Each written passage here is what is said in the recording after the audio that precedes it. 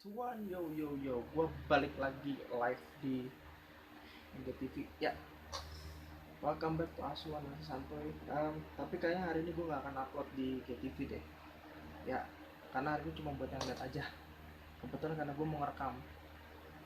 Oke, sesuai janji gue, hari ini gue bakal ngebahas tentang logo klub lagi. Tapi kali ini kita bahasannya ke Liga Inggris. All Liga Inggris dari divisi manapun. Tapi sebelumnya gue akan ngasih beberapa fact logo klub dulu. Yang pertama ada Liverpool. Sejak tahun 99 Liverpool menggunakan beberapa elemen tambahan di logonya. Ada Shankly Gates, itu uh, gerbang untuk menghormati Bill Shankly, sang pemberi fondasi kokohnya Liverpool. Terus semboyan Liverpool, YNWA. Kemudian ada burung liver sebagai simbol kehormatan kota Liverpool, dan juga dua api di kiri kanan. Itu adalah simbol penghormatan korban dari tragedi Heysel dan Hillsborough. Itu tragedi yang bisa dibilang cukup menghancurkan hati para Liverpoolian dan Kopitas. Kenapa? Hillsborough itu uh, memakan korban juga, tapi yang paling parah Heysel. Gara-gara Liverpool itu klub Inggris sampai nggak bisa main di Champions League sama di kompetisi Eropa selama 5 tahun.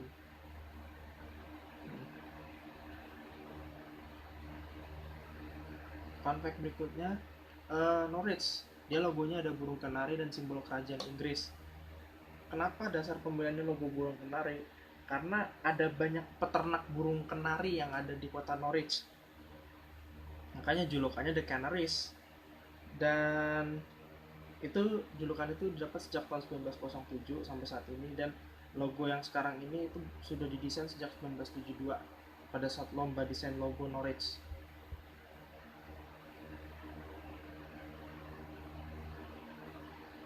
Oke, sekarang kita akan bahas beberapa logo-logo di klub-klub di Liga Inggris. Oke, sekarang kita akan membahas serigala Wolverhampton. Ini ya, simbol serigala tuh paling ikonik di logonya Everton. Banyak cerita menarik dari logo tersebut. Kita lihat ya. Klub ini berasal dari kota Wolverhampton. Berawal dari sebuah pemukiman bernama Hinton yang didirikan oleh Nyonya Wolfron pada tahun 1985. Namanya disebut Wolfron Hinton. Ada patung Lady Wolfron juga yang berdiri di kota tersebut. Lalu kemudian ada di tahun 1877 itu dibentuk St. Luke's FC yang menjadi Wolverhampton Wanderers 2 tahun berikutnya. Klub ini menggunakan logo di seragamnya pada final Piala FA 1921, dan logo tersebut adalah lambang kota Wolverhampton. Baru logo serigala digunakan pada tahun 70. Serigalanya melompati inisial klubnya, W dan W. Kemudian tahun 74 jadi 3 tanpa inisial klub. Terus 5 tahun kemudian digantikan ikon kepala serigala pada tahun 1979. Yang merancang adalah Ian Jackson. Kemudian terjadi perubahan di tahun 88, kemudian 96, dan terakhir 2002. Yang 2002 itu desainernya adalah Jonathan Russell. Tapi di tahun 2018 ada seorang pria bernama Peter Davis itu mengklaim bahwa ikon kepala serigala itu adalah karyanya yang dicuri. Kronologisnya gimana? Nih, di tahun 1961 saat Peter berusia 13 tahun, dia membuat sketsa serigalanya. Kemudian 1963, sketsa itu diikutkan lomba dalam pameran kesenian di Galeri Seni Lokal Wolverhampton. 1979, Peter tahu logonya dipakai Wolverhampton. 2016, Peter mencoba mendaftarkan hak patennya, tapi ditolak karena sudah jadi hak miliknya Wolverhampton. Kemudian 2018, Peter menggugat Wolverhampton, tapi di tahun 2019 Peter dinyatakan kalah dari pengadilan, harus membayar 300.000 pounds atau 5,7 miliar rupiah. Wow, ini diperebutkan ternyata logonya. Selanjutnya, HMS Warrior. Ini logo tersembunyi di West Ham. Oke.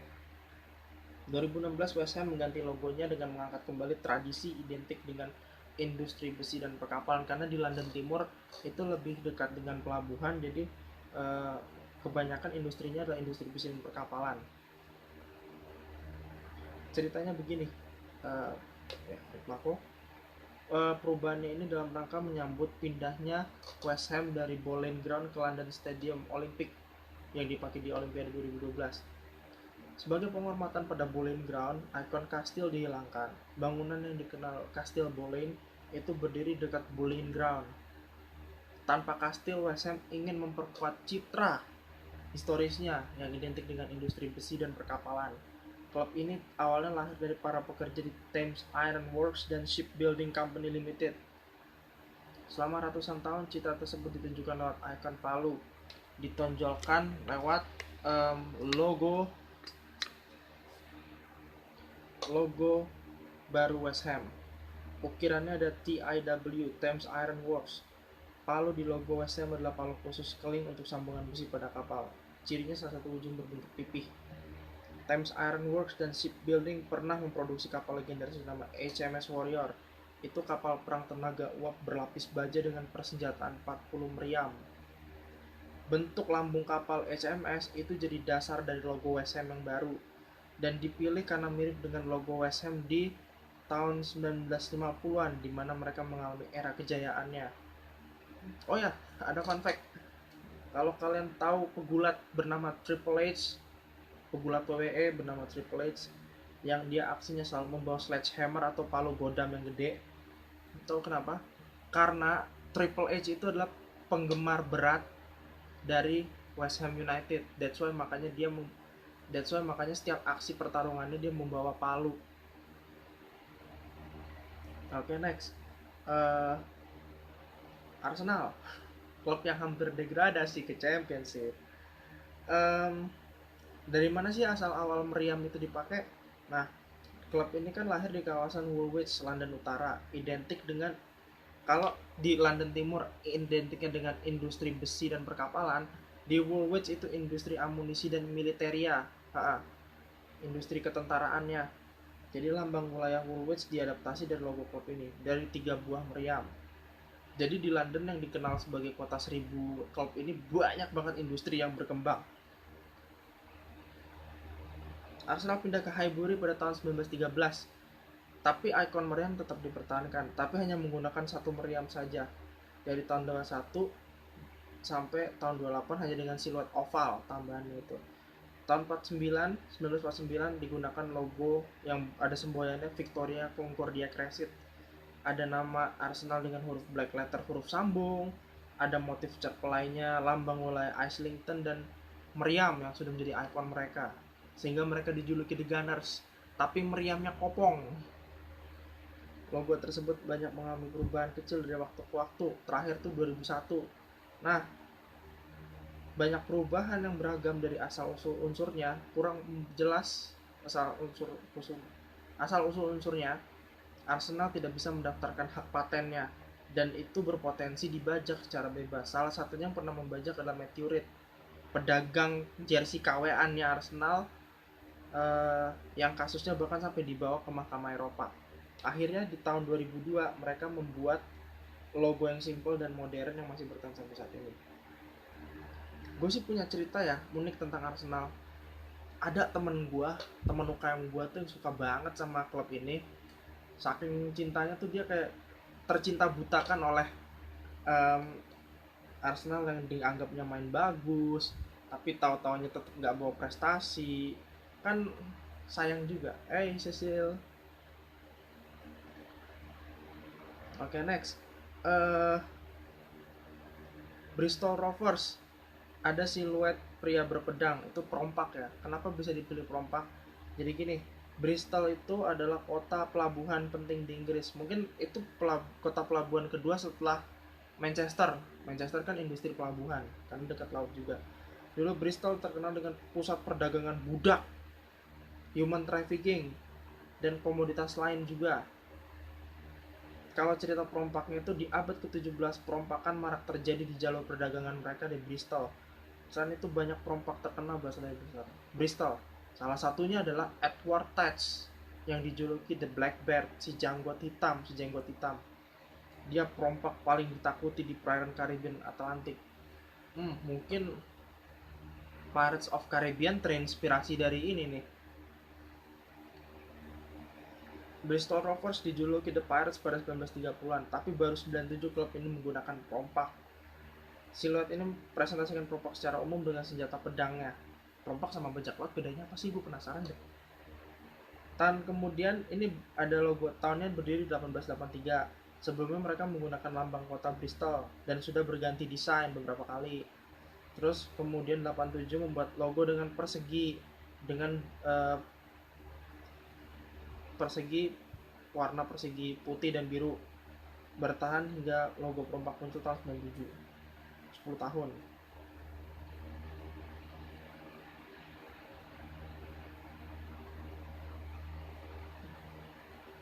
Kisah bangsawan yang melahirkan logo klub yang dijulukin ayam sayur sama seorang pelatih berkepala pelontos, yang pelatih futsal ya, bukan pelatih bola, yang katanya punya sertifikasi KNVB. Seekor ayam jantan berdiri di atas bola, simbolnya merupakan identitas Hotspur. Kenapa harus ayam?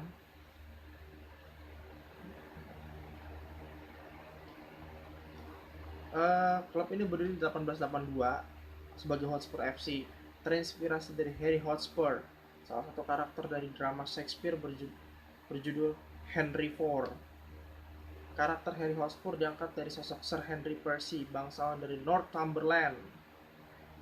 Tottenham nantinya bermain di area milik keturunan keluarga bangsawan tersebut. Henry Percy dikenal sebagai kesatria pemberani, cepat, mematikan, sehingga dijuluki Hotspur. Ya gemarmu. Oh ya, Spurs itu artinya taji ya, taji yang biasanya dipakai di sepatu cowboy. Nah itu untuk memacu kudanya, yaitu namanya Spurs. Spurs itu taji artinya, yang dipakai kalau di sepatu cowboy. Kalau di film cowboy kan pasti akan nonton. Terus Spurs menggunakan ayam tarong sebagai logonya karena identik dengan taji, cengker ayam. Dan diyakini pula juga Sir Henry Percy itu gemar sabung ayam. Agak kaget ya fact-nya. Ternyata di Inggris sana pun masih ada yang doyan sabung ayam. Gak kebayang sih sabung ayam di Inggris tuh kayak gimana. Kalau di Indonesia sabung ayam kan di kampung, di perkampungan, kampung-kampung di daerah. 1909, William James Scott membuat patung ayam dari perunggu yang dipajang di tribun barat White Hart Lane, yang jadi cikal bakal identitas klubnya. Bahkan event sampai sekarang udah diganti, stadion direnovasi, logo itu tetap terpampang. Oke, kita lihat. Emang logonya simpel, tapi ini rumit loh logo awalnya.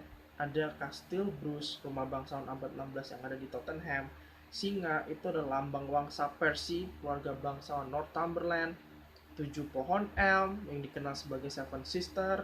Ada ya ayam dan bola ya, udah pasti logonya Spurs. Dan ada semboyanan mereka, Audere et Facere, itu dari Latin, bahasa Latin. Tapi kalau di Inggris kan itu to dare is to do, itu yang jadi simbol yang selalu ada di tepian tribun Spurs, namanya to dare is to do, atau berani melakukan, berani berbuat lah, berani beraksi, berani bertindak.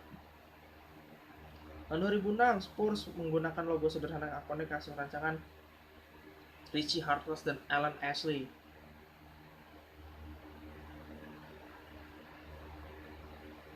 Kita skip dulu, kita ke Bournemouth. Ada satu logo spesial. Ini berkaitan karena masih suasananya Natal, nanti gue ceritain. Dan tidak bermaksud untuk menyinggung, nanti kita akan lihat. Oke, Bournemouth sekilas mirip dengan logo Atalanta. Apa ada kaitannya? Kita lihat. Sebenarnya klub ini didirikan pada tahun 1899 oleh Boscombe FC, dan 1923 namanya berubah jadi Bournemouth and Boscombe FC dan mengadopsi lambang kota sebagai logonya. Lambang kota Bournemouth ada pohon pinus, kemudian 4 mawar, ketopong. Ada yang tahu ketopong gak sih? Terus singa dengan mawar, ada 6 burung martlet, ada 4 salmon. Salmon. Kemudian semboyan mereka nih kalau kita lihat, Pulchritude et Salubritas, artinya cantik dan sehat. Kayak semboyan buat wanita aja nih, cantik dan sehat. Oke, di era 60-an logo ini sempat digantikan inisial BFC. Model tulisan desainnya hampir mirip dengan Coca-Cola. Di tahun 71, klub ini berganti menjadi AFC Bournemouth. Diperkenalkan logo baru. Logo ini tahu nggak sosok yang ada di siluet itu? Itu adalah Dickie Dowsett yang lagi menyundul bola. Dickie Dowsett bermain 169 kali untuk Bournemouth, dan dia dikenal sebagai mesin gol yang handal, cepat, dan jago aerial. Karirnya Dickie Dowsett,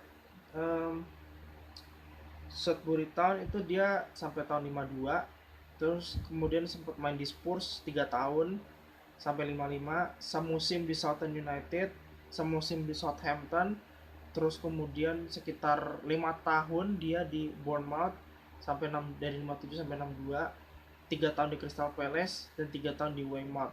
Setelah itu dia pensiun. Tahun 81 Bournemouth sempat menggunakan logo buah ceri tapi tidak bertahan lama. Dan untuk logonya Dickie Dossett itu digunakan dari tahun 83, dan versinya ada berbagai macam, ada perubahan di tahun 88, di tahun 94 sampai 2013.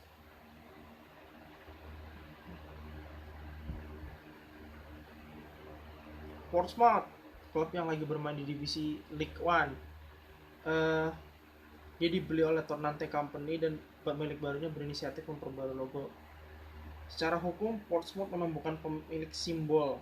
Mereka minjam simbol milik Dewan Kota Portsmouth. Simbolnya itu apa?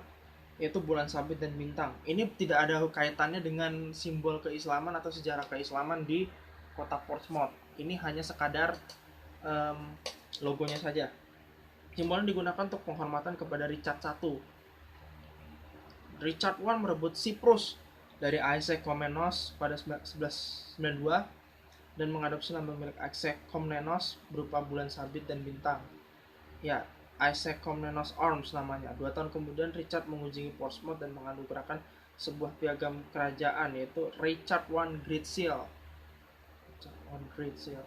Portsmouth diberi izin menggunakan bulan dan bintang pada tahun 1993. Logo ini beberapa kali mengalami perubahan. Nanti kalian bisa lihat, gue akan kasih akunnya apa untuk kalian bisa cari tahu. 2017 klub berkolaborasi dengan fans dan komunitas sejarah untuk merancang logo baru. Dalam tahap pertama, 4.000 fans dilibatkan untuk menilai 6 konsep desain. Dalam tahap kedua, mengajukan 4 konsep yang lebih terarah, hingga akhirnya setelah melewati 7 bulan proses, Portsmouth mengumumkan 2 logo sekaligus. Ada yang untuk jersey dan ada yang untuk klub dan merchandise. Ini klub unik loh, sempat berprestasi, tapi puncaknya mereka tuh bangkrut dan degradasi di tahun 2010. Oke, ini Derby County, klubnya Wayne Rooney saat ini. Berdiri tahun 1884, dia pendiri liga sepak bola Inggris yang main di Championship, dijuluki The Rams. Kok bisa The Rams? Nah, itu berawal dari lagu, judulnya The Derby Rams, yang menceritakan tentang domba raksasa. Di tahun 1855 pasukan Derbyshire menggunakan lagunya sebagai lagu resimen. Maksudnya lagu resimen tuh kayak lagu kemiliterannya mereka lah, lagu kemiliterannya orang-orang Derby. Pasukan ini juga memiliki domba sebagai maskot yang diberi nama Private Derby. Saat ini posisinya diisi oleh Private Derby ke-32. Logo pertama Derby 1905 digunakan kop surat saja, baru pada 1924 logo digunakan di seragam selama 2 tahun. Ada mahkota dan mawar di daerah Derbyshire, kemudian rusa jantan dan domba jantan. Logonya didesain oleh Fattorini bersaudara. Kemudian logo tersebut baru digunakan pada 1934. Sebatas untuk surat menyurat, kalau jersey tetap polos. Maksudnya surat menyurat untuk mereka mengajukan proposal untuk sponsorship atau mengajukan proposal transfer. Tidak ada mawar dan mahkota. Logo ini sedikit berubah ya, DC dan FC, Derby County FC. Sedikit berubah, namun kini sudah mulai digunakan pada seragam.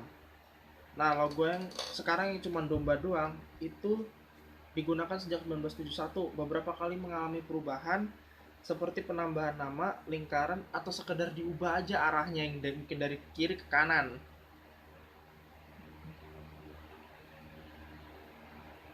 Nah, kita ke Lincoln City. Ini juga bermain di divisi ketiga Liga Inggris. Dia punya sosok logo unik, yaitu makhluk buruk rupa yang mengangkat satu kaki.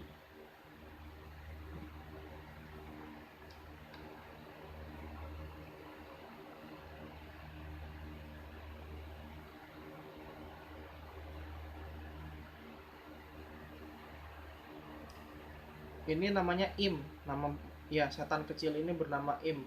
Ini wujudnya terukir juga di ornamen Katedral Lincoln. Bangunannya setinggi 160 meter, dibangun pada tahun 1072 dan beberapa tahap. Jadi ceritanya begini, setan menyuruh 2 setan kecil atau Im untuk mengacau orang untuk jangan sampai masuk ke gereja, menyesatkan orang lah istilahnya, menyesatkan orang. Dan menghancurkan meja kursi, menjahili para uskup, gila sampai segitunya loh. Hingga akhirnya ada malaikat, yang mungkin malaikat Mikael kali ya, menegur dua im tersebut, dan salah satu im nekat melawan, satunya lagi ketakutan dan sembunyi. Nah, malaikat yang melawan itu, im yang melawan malaikat itu diubah jadi batu, yang satu lagi dibiarin kabur.